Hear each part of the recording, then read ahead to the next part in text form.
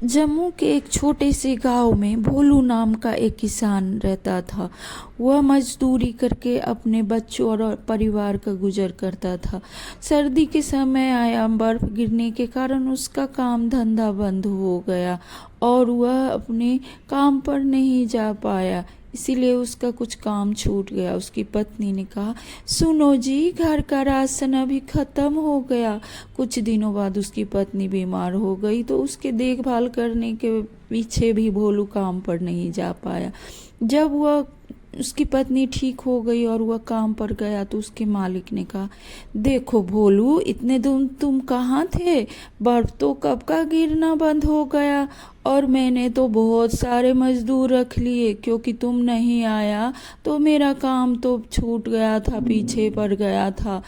अभी मैं सबको रख लिया हूँ तो तुम्हें मैं काम पर नहीं रख सकता। मालिक, ऐसा मत कीजिए, मेरे बच्चे भूखे हैं मालिक। तो मैं क्या करूं? मैंने सभी मजदूरों को काम दे दिया है। अब मेरे पास इतना पैसा नहीं है जो मैं फालतू का तुम्हारे ऊपर खर्चा करूं। तुम कहीं और देख लो, तुमको काम मिलता है तो।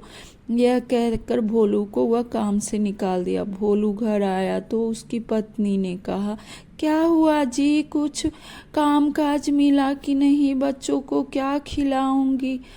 इतने में शिवरात्रि का दिन आया और वह दोनों पति पत्नी और उसके दोनों बच्चों ने व्रत किया। सुशीला ने कहा, भोलेनाथ, आज पहली बार मैं आपको भोग नहीं लगा सकती। शिवरात्रि के दिन है ना, आपको भोग लगा सकती हूँ और रात में मैं बच्चों को भी क्या खाना दूंगी, वो मुझे कुछ समझ नहीं आता है। भोलेनाथ, आप ही बताइए, मुझ दुखियारी का क्या होगा? इतने में उसके बच्चे ने कहा, माँ, रात में खीर पूरी बनाओगी क्या? तभी उसके पिता ने कहा, अरे बच्चों, माँ अभी पूजा कर रही है ना, तो बीच में नहीं टोका करते। इसीलिए माँ बाद में बताएगी कि माँ क्या बनाएगी। लेकिन सुशीला क्या बोलती, घर में तो कुछ था ही नहीं। तभी भोलू दुकान गया और राशन वाले से राशन मांगा, पर उन लोगों ने नहीं दिया। इतने में दो बूढ़े पति पत्नी उधर से जा रहे थे तो कहा, भोलू बेटा, हम दोनों पति पत्नी बहुत बूढ़े हैं, चल चल के पूरे दिन थक गए हैं, तो क्या तुम मुझे आज रात अपने घर रहने दोगे हम दोनों को? अरे हाँ हाँ चाचा जी, क्यों नहीं, आप मेरे घर चलिए और वहाँ पर आराम से रहिएगा। आपको जितनी देर आराम करना है मेरे घर पे आराम कीजिएगा। इतने में उसकी पत्नी ने कहा, ठीक है बेटा, चलो। और वो दोनों पति पत्नी को घर ले आया।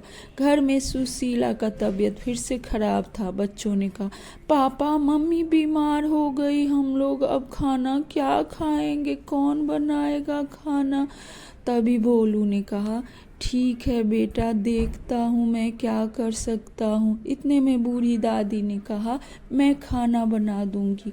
और सबको खीर पूरी बनाकर वो बूढ़ी दादी ने खिलाया। सुशीला ने कहा, माँ जी, आपने जो खीर बनाया था वो बहुत अच्छा था।